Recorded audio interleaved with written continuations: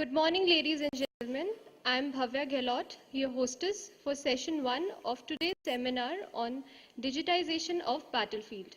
To start the proceedings, I would request Major General Dhruv C. Katoch, SM, VSM, Director, Center for Land Warfare Studies, to kindly come forward and deliver the welcome address.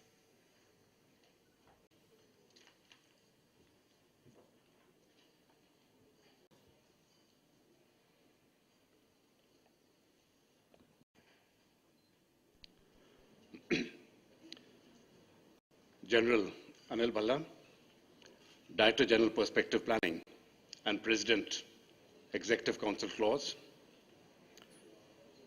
Shri Jayant Baranwal, Chairman, SP Guide Publications, Officers of the Armed Forces of India, veterans, friends from the corporate sector and the strategic community, ladies and gentlemen. It is my proud privilege to welcome you all to today's seminar on digitization of the battlefield. This is an annual seminar we have with SP Guide Publications to highlight the importance of the digitized battlefield. The explosion of information technology has impacted greatly on the way warfare is now being conducted and how it will take place in future.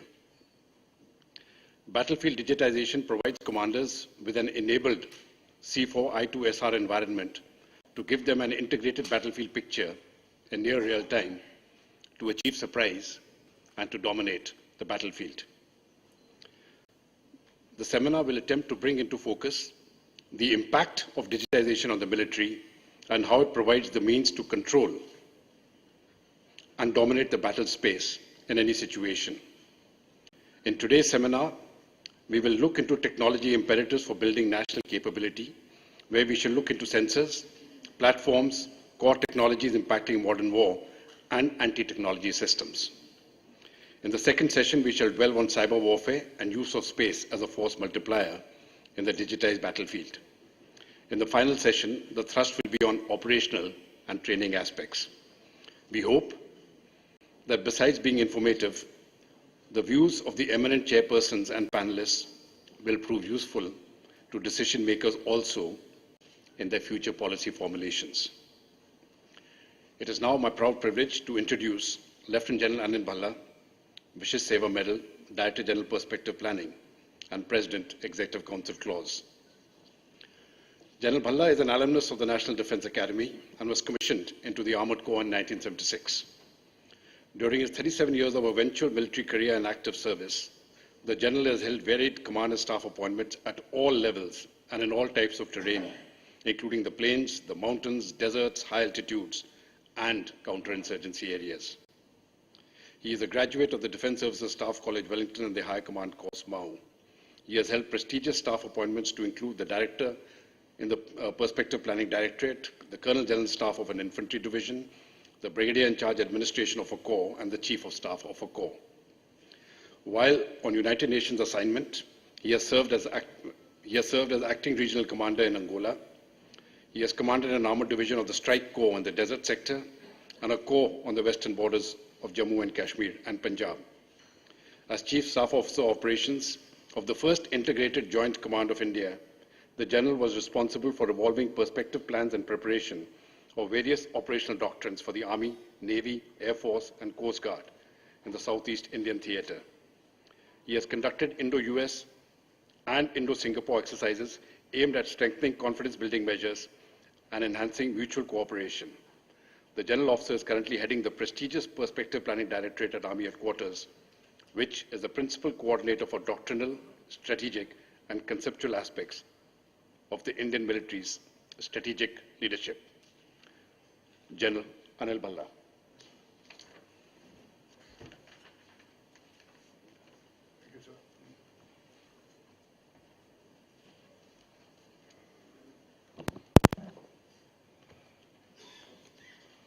So much for digitization. I've shut the laptop.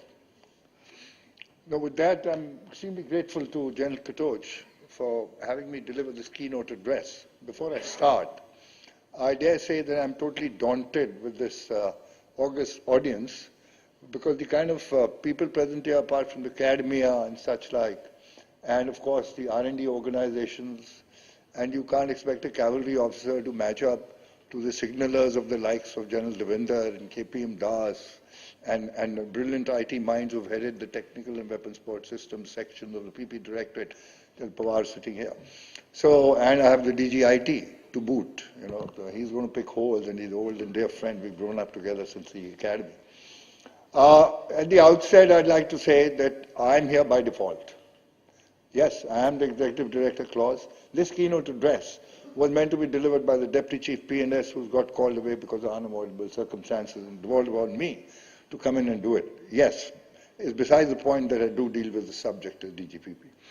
And when I speak, it is entirely a conceptual viewpoint, not in the classified domain, and definitely not the Indian Army perspective, but the perspective planning, directed perspective, because we keep shooting in the dark. I'd like to make that very clear, please. And that's the reason that all necessary MI clearances were taken before this talk, because this is a subject which is really beyond the realm of the pale. So I'd like to start by saying that technology has increasingly been driving warfare, and in this information age, the rate of transformation has been simply amazing. I'd say breathtaking. The modern command and control systems have converged into C4ISR onto a single handheld device, riding multiple applications. Apart from that, while the Indian Army is preparing to conduct operations in a seamless spectrum, and from, let's say, conflict prevention through deterrence to post-conflict rehab and reconstruction, as is going on in Afghanistan and Iraq, as we all know, future operations will be multifaceted, will be multidimensional, interrelated, short, swift, in increasingly joint and combined operations, and contextually integrated operationally. The potential adversaries may range from similarly equipped conventional armies, potential adversaries where India is concerned. Conventional armies, I relate to my northern borders, and I specifically mention China, because the irregulars, insurgents, and the terrorists, which is an ongoing aspect on our western borders with Pakistan, and now with the drawdown in Afghanistan, is there to stay. So we have to take on that, leading us to an all-encompassing battlefield milieu, which has a multiplicity of dimensions, hybrid warfare. In reality, the conflict is likely to be a complex amalgam of adversaries, as I said, in the form of hybrid warfare, where technological asymmetry between the adversaries has come to play a significant part and will certainly impact the outcome. The term battle space. Now let's talk of battle space. Traditionally, the Indian Army has looked at a battlefield. Now the battle space, however, is inclusive of space, time, and activity correlation. All these are impacted directly by technology, and it enhances the many dimensions of the conflict. So the traditional connotation of a battlefield has now come, has changed, and given the technology, this has become a multifaceted imperative for the Indian Army.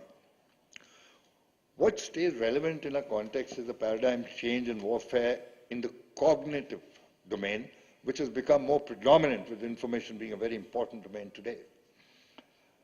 We have various types of terrain. I'm not going to repeat the mountain, deserts, and such like, and more recently the ongoing encounters on the LC. Enough has been bandied around in the media to highlight what kind of difficult terrain our soldiers are fighting in, continue to fight in. And add to that the issues of island territories, of which I happen to know a lot as the first Chief Staff Officer Operations of the Integrated Joint Command. And that is an ongoing reality. The focus is shifting to site. In a recent seminar I partook in for over a week, it was by US think tank, the George C. Marshall Center of Strategic Studies for Europe. And it was the European Command which spearheaded this seminar in south of Germany. This facet of the transfer of power towards Southeast Asia was high. As a matter of fact, the theme, the framework was exactly this. So more about that on the sidelines over a cup of tea.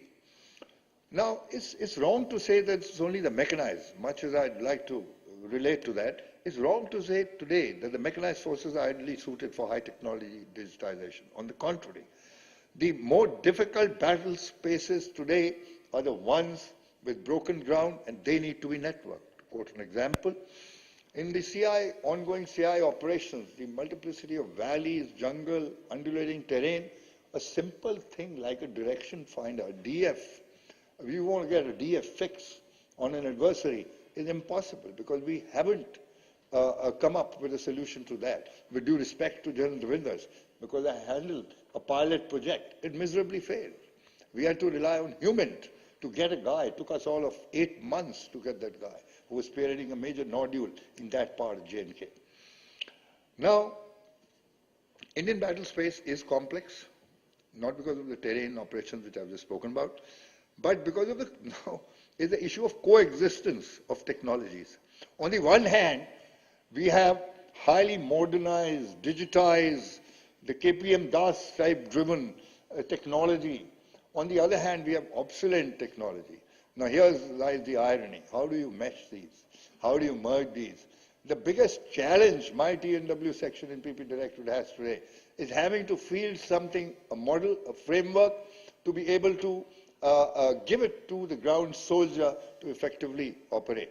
And recently we did something on mechanized operations, and nobody liked it because we came up with certain solutions which are out of the box, which demanded a huge amount of rethink, restructuring. I'm afraid nobody likes it. So the mindset is my biggest challenge in prospective planning director. Now, and add to that the issue of continuously upgrading and equipping this 1.3 million strong Indian Army, not counting the reservists of the US Army. We are the second largest army. But then the reservists play a major role, so we call ourselves the third largest army.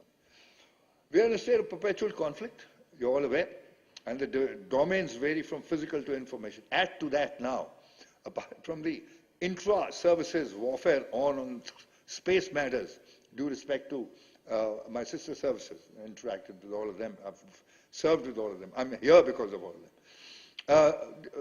Space is a major issue today. And add to that cyber operations. The ongoing initiatives which the media has played up pretty often on issues of cyber command, aerospace command, are indicative of the fact that we know that this has to be done. We are aware we need to go in that direction. But how to mesh digitization, how to network it, integrate it is an issue. More about it when we go to core technology, when I talk on core technologies. While the new paradigm demands integrated network decision support systems with space, land, surface, and subsurface sensors integrated with state-of-the-art weapons equipment to inflict maximum damage to the adversary. Information communication technologies will certainly increase the tempo and momentum of our by enhancing support to commanders' decision-making cycle.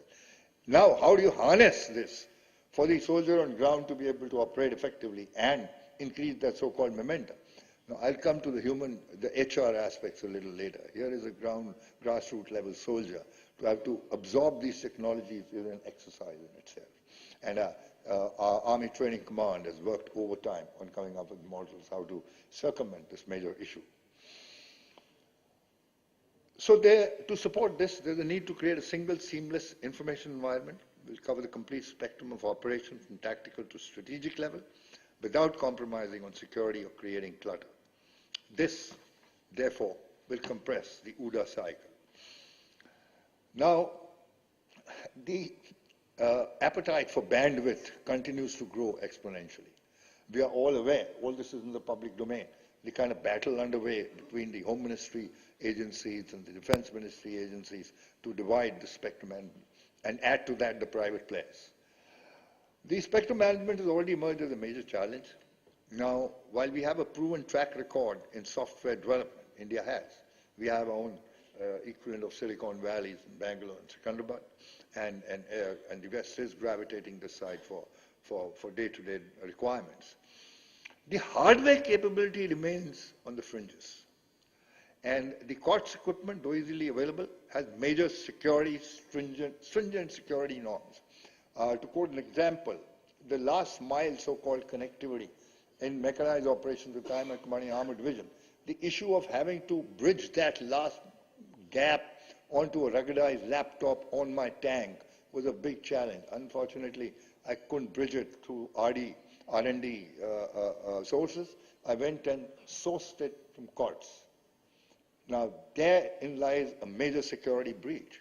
And I had to go back, we had to dismantle it, we couldn't operate it there because there are problems of COTS equipment being absorbed into the Indian Army.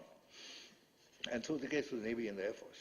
So our R&D, a defense industry, a PPP, needs to really progress in a big way to be able to bridge this gap. I come to the issue of cybersecurity. Enough is being bandied around in the media. We talk of the Chinese intercepting everything, blocking everything. This is a reality. And as the General Devendra was mentioning in the sidelines this morning, 90% of all that is available in the intelligence domain is from open sources. It's because they breached whatever they could. It's a major criticality. How do the agencies operate? How do you generate actionable intelligence? How do we operate? So, having said that, the digitization of battle space, I come to the HR issue on digitization. Here's an officer. Here's a soldier. I mean, I'll very candidly, when I was a colonel, when the computers came in a big way, I took my time understanding the keyboard. I took my time. It's only when I faced with this problem, when I went on an operational assignment, and thereafter commander assignment as brigadier, I actually was working nights to be able to master this demon which they kept in front of me, the computer. And believe me, it took a lot of time, and I had my young captain, who was staff officer, teaching me every night. So, this is a huge problem. How our base level of soldiers remains, I say, dark on IT aspects. Now, how do we bridge this gap? The guy, whether he's operating an air defense gun or an artillery high-tech gun or a sensor or a surveillance device or a tank system, one of the systems, not just the tank, and or an ICV for that matter. How do we bridge this gap? This is a major. Now, this encompasses timelines. This has a major recruitment problem. How do we bridge this gap? This is actually a major challenge which all the regiments are facing. And the second problem on the HR aspect is the coordination between the civilian and the defense service experts. Because the security is not related to military networks alone. But to bridge this gap, because such stringent security norms, obviously so, you can't expect national secrets to be put on in the cyber domain without the requisite architecture to be able to have serious security measures in place. So having said that, the network security against physical destruction, technical sabotage or subversion through embedded programs is a critical reality. A cyber weapon, we all heard of the Stuxnet, and is more likely to precede a military offensive, a classical military offensive. But something similar will definitely go in and dilute the networks in the CIOps domain, the counterinsurgency ongoing operations in the northeast and northern western borders. I conclude here by stating the Indian Army is definitely, slowly but steadily attaining the goal of a truly networked 21st century force. And there is a very high quantum of niche specialization which has been achieved. However, a lot needs to be done. These nodules or little islands of expertise created need to be networked. And then thereafter, communication added on, the command and control system added on, then be able to operate in various types of terrain. It's a daunting task, climatic conditions included. So with that, the challenges lie in making the digitized battle space interoperable. Increasingly, the requirement to integrate with the Air Force and the Navy has been thrown up, has been shown up, and measures are underway to achieve this. Secure, I've spoken about security, survivable, ruggedized, indigenous, for security reasons, as I mentioned earlier, reliable and maintainable. With that, I conclude, and I wish the seminar a great success. And thank you, Sir Subramanian, for inviting me for this.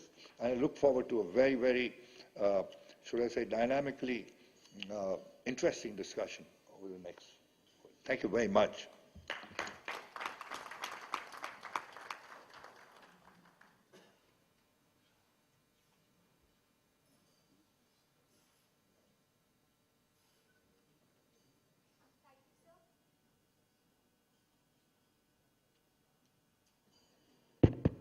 Thank you, sir. May I now request Mr. Jayant Baranwal, Chairman and Managing Director of SP Guide Publications, to kindly deliver the vote of thanks.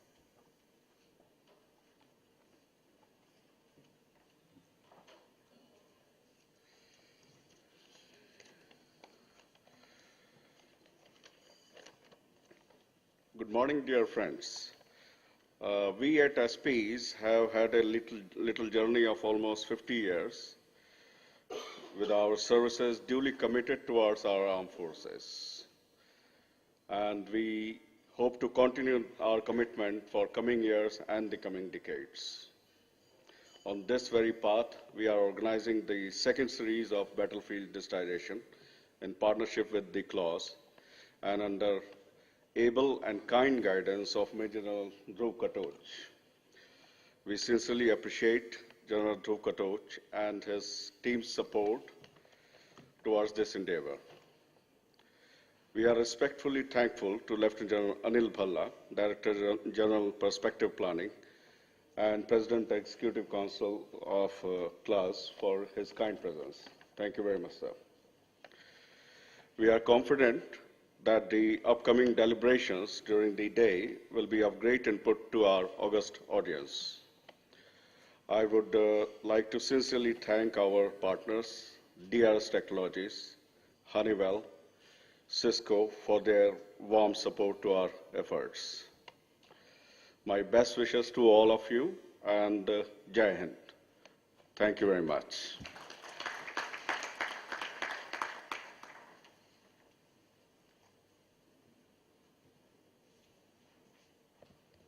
Thank you, sir. Ladies and gentlemen, I now request you to join us for tea and please assemble back by 10:30 a.m. for session 1.